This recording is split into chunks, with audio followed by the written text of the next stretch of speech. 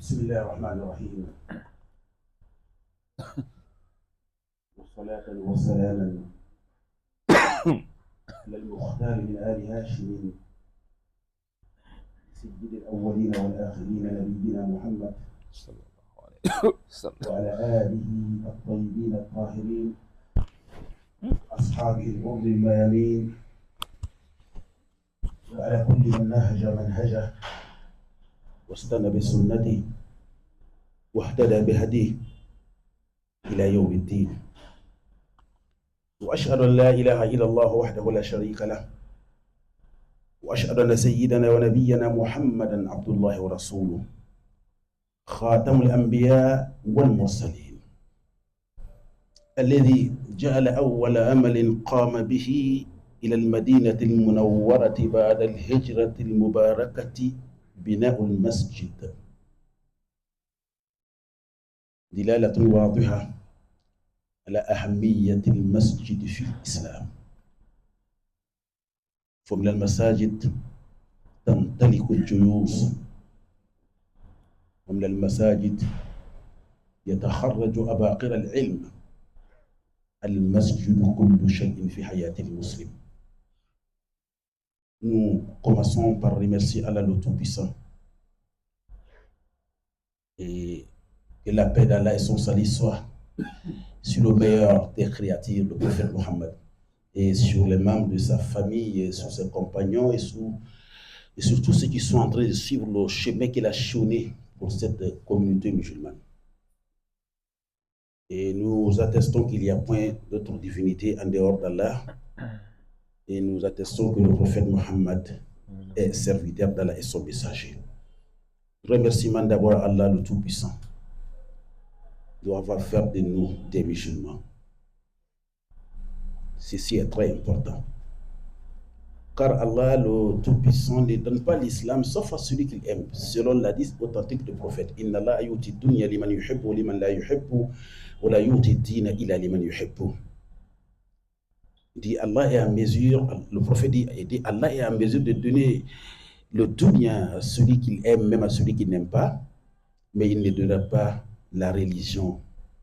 Quelle religion il s'agit ici? L'islam, parce que le Coran dit Inna dina indallah l'islam. Il ne donne pas la religion islam à qui que ce soit, sauf s'il aime la personne. Ce n'est pas notre force, ce n'est pas notre intelligence. Non, c'est la volonté d'Allah. Les Arabes qui ont côtoyé le prophète étaient très intelligents. Ils étaient doués d'une intelligence exceptionnelle, surtout le peuple qurayshite. Celui qui avait la capacité de détecter l'urine par terre, si c'est un homme qui l'a fait ou bien c'est une femme. Tellement ils étaient des gens qui avaient la finesse de vision.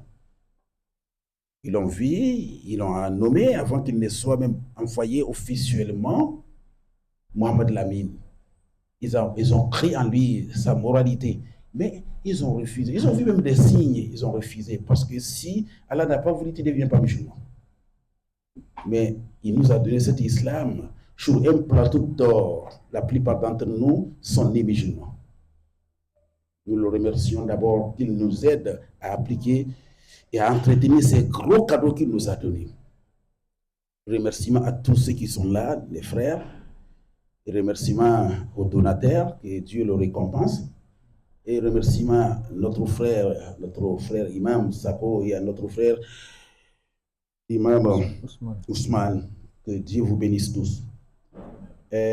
Vous voyez le premier travail que le prophète a fait après son lésure, après avoir quitté la Médine, la Mecque pour Médine, il a commencé par la construction de la mosquée. C'est le premier travail.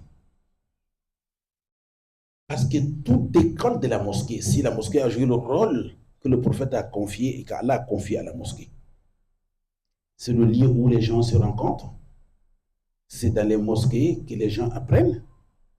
C'est dans les mosquées que les gens fraternisent. Et d'abord, après la construction de la mosquée, il a fraternisé entre les gens qui ont quitté la Mecque avec les gens qui ont accueilli les Mecquois à Médine. Donc la mosquée est tout en islam. C'est la base. C'est la base. D'où le prophète dit, quiconque construit une mosquée pour Allah, même elle est petite comme un nid d'oiseau, Dieu lui construira une maison au paradis. D'ailleurs, la mosquée même n'est pas petite. Il n'y a pas une petite mosquée. La mosquée est petite par ceux qui fréquentent la mosquée et la mosquée est grande par ceux qui fréquentent la mosquée. La mosquée du prophète Mohammed est petite, la dimension est petite. Si vous partez à Médine, vous voyez la dimension. C'était une petite mosquée. Mais qui a fait trembler le monde de l'injustice. Il a combattu l'injustice sous toutes ses formes. Il a sillonné le beau chemin. Et je voyais sur l'internet une personne qui écrit des paroles, qui dit, écoutez, pourquoi il n'y a pas un prophète noir? Je n'ai pas voulu me mêler dans ça parce que j'ai dit, s'il était en face de moi,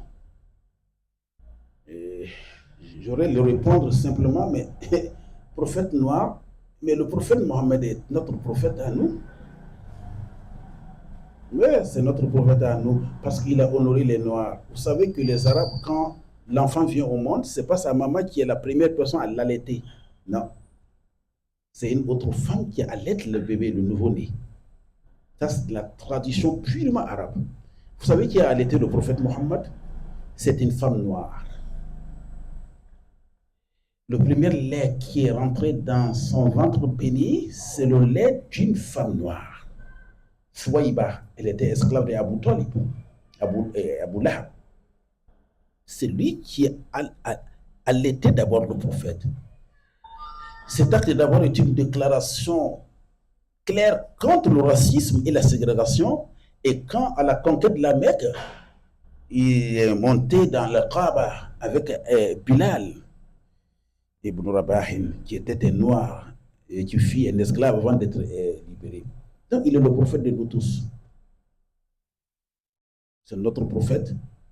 Nous, les Noirs, les Chinois, les Blancs, et nous sommes honorés parce que nous avons eu des compagnons, des représentants auprès de lui. C'est ce que les Asiatiques pleurent aujourd'hui.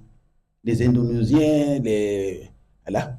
Ils disent que vous, les Africains, vous avez eu un grand honneur parce qu'il y a un d'entre vous qui était auprès du prophète, mais nous n'avons pas eu un Asiatique de l'Indonésie, mais vous avez eu Bilal auprès de lui. Et l'islam traversa l'Afrique avant la Médine. L'islam est arrivé en Afrique avant Médine. Les premiers qui ont fui pour aller se refuser auprès des rois Néros en Éthiopie sont arrivés en Éthiopie et le roi même s'est converti à l'islam. Donc la mosquée a un grand rôle. Comme nous disons, la fréquentation de la mosquée est très importante. Qu'on vienne à l'air, qu'on prie à la mosquée. Et nous sommes sur cette terre pour un petit temps. Ce petit temps n'a pas de valeur. Sauf celui qui ne réfléchit pas bien. C'est un moment terrible, c'est le passage terrestre. Alors, tout est éphémère. Tout s'évapore. Tout s'évapore. Dans un laps de temps. La plupart de nos pays ont eu l'accès à l'indépendance en 60. 60 et aujourd'hui, ça fait 66 ans. Des chefs d'État qui ont marqué l'histoire, tous ceux qui ont travaillé pour que nos pays accèdent à l'indépendance ne sont plus là. Dans 60 ans, 65 ans, ils sont tous partis. Nous sommes là, nous sommes dans ce voyage-là qui est inévitable. Et la mort nous attend chacun d'entre nous. La meilleure solution pour la mort, c'est de s'accrocher à Allah. La mosquée, fréquenter la mosquée, venez prier à la mosquée. Et conseil que nous avons dans notre petite expérience aux gens qui vont fréquenter cette mosquée, c'est l'amour. Qu'on s'aime, qu'on se respecte, qu'on dise que non, Allah est sage. Si Allah a voulu qu'on soit ensemble dans sa maison, c'est qu'il a voulu toujours que notre fraternité se renforcer la fraternité en évitant des choses qui peuvent nuire à la fraternité. Quelles sont ces choses qui nuisent à la fraternité au sein d'une communauté? C'est les blâmes inutiles. Je m'explique encore un peu mieux. La plupart d'entre nous n'ont pas eu la chance d'aller apprendre la théologie. La plupart d'entre nous. Mais alhamdoulilah, nous pratiquons la religion dans la mesure de notre connaissance religieuse. Si vous fréquentez la mosquée, vous voyez un frère qui fait des choses qui n'est pas bien, et bien, qui n'est pas recommandé, il y a la bonne manière de procéder. C'est cette procédure-là qui doit être contrôlée bien. Il y a la bonne manière de procéder. La courtoisie, les bonnes paroles. Pour conseiller une personne, ça demande une technique. Il faut être académique. Parce que chaque personne a une grandeur en lui. Si tu dois le conseiller, passe par la voie appropriée. Salutations bien, marcher ensemble quelque temps. Mon frère, si vous me le permettez, j'ai vu quelque chose, j'aimerais que je voulais vous parler si vous m'acceptez, si vous acceptez, si vous m'ordonnez, si vous me donnez la permission. Alors moi, je vis dans la prière, il faut faire ça parce que les connaisseurs disent de faire comme ça. Donc j'ai remarqué, ce n'est pas si vous oubliez ou bien vous n'avez pas fait. Tranquillement, entre vous deux, vous procédez. Mais ne blâme pas en public. Non, non, non, non, non, non, non, non. Non, ne blâme pas les gens en public. Les savants disent que quand, Imam Shafi, si je ne me trompe pas, il dit quand tu conseilles quelqu'un en public, tu ne l'as pas conseillé, tu l'as humilié. C'est ça qui est nos problèmes. Vous savez que nous avons hérité l'islam avec nos parents. Bon, il y a beaucoup de choses qu'on n'a pas compris. Bon, on fait notre islam, mais toujours, il faut parfaire la manière de pratiquer la religion. Les connaisseurs parlent toujours comment parfaire, comment éviter ce qui n'est pas inscrit, ce qui n'est pas dans l'islam. Ils nous parlent. Mais entre nous, il faut qu'on soit très tolérant et très la finesse. Pour parler à un frère, il faut que tu sois très, très, très doué d'intelligence et de la sagesse. C'est ça laquelle nous voulons que nous, les uns et les autres comprennent. Alors, si il y a des choses que quelqu'un a fait et c'est anti ou bien ça ne va pas avec l'islam, attention, ne va pas vers lui comme ça, comme un donateur de leçons, ou bien comme le maître qui veut enseigner son élève, ça ne peut pas aller. Il se révoltera et ça va créer des problèmes qui ne sont pas bons. Donc c'est dans ça qu'on doit s'inscrire dans cette option-là. La tolérance entre nous, la sagesse entre nous. Oh, bien sûr, je vois que ça. Moi, je vais vous raconter une histoire. Dans ma propre ville, c'est moi le chef des cantons de ma ville, de ma chefferie. Et devant, dans la mosquée de mon propre grand frère et grand-père, mosquée qu'il a construite après sa sortie des prisons coloniales en 1933, j'ai remarqué, je priais avec un frère qui est un peu âgé que moi, mais il y avait trop d'erreurs dans sa prière. Parce que quand il va dans le recours, il dit Rabbi Abdullah, c'est-à-dire il lit ça dans le recours. Et puis, si on se lève dans le recours, il s'arrête debout, il dit moi, j'entends toujours parler. Mais c'est un frère. Mais comment procéder? Alors, il a fallu que se passe par un autre frère savant, imam, pour lui dire que voilà, ici, il y a des choses à rectifier. C'est ça qui est le problème dans toutes les mosquées que j'ai fréquentées. D'ailleurs, en Côte d'Ivoire, j'ai trop vécu là-bas. C'est vrai, je fais la navette entre la Côte d'Ivoire et le Burkina actuellement. Mais depuis 1985, j'étais là-bas. Donc, j'ai eu beaucoup de cas comme ça. Je suis un peu expérimenté dans ça. D'autres petits conflits ont entraîné des graves conséquences parce que la manière n'a pas été bonne, la procédure. Cet islam de bonté, de tolérance, du fait que la personne vient à la mosquée déjà, c'est le plus géant pas vers Allah subhanahu wa ta'ala. Parce que si quelqu'un fréquente la mosquée, déjà, il est récupéré. Simplement, les petites récupérations, on paye. Petit à petit, on paye. Petit à petit, on paye. C'est cette tolérance-là que moi je veux donner conseil à moi-même, à mes frères. Les savants sont là. Il ne faut pas se mettre devant les gens, devant ceux que tu ne connais pas. Les imams, ils sont là, ils sont faits pour ça. Et il y a l'imam Ousmane, il y a mon frère imam Diallo, il y a imam Sako, il y a le grand imam Sako, ils sont là. Toujours, il faut concerter ces savants au sujet des faits en islam. Mon frère bien-aimé, imam Sako peut le témoigner à chaque fois, même si au Burkina, s'il y a des choses, j'envoie pour demander son point de vue, qu'est-ce qu'on peut faire devant telle situation, qu'est-ce qu'on peut faire. C'est ça l'islam, cette tolérance, cette tendresse, l'amour du prochain, et puis la douceur. Rien ne vaut la douceur. Le prophète dit sallallahu alayhi wa sallam qu'Allah donne à la douceur ce qu'il ne donne pas dans la compliquée, dans la sévérité. Sévère, c'est être sévère, non.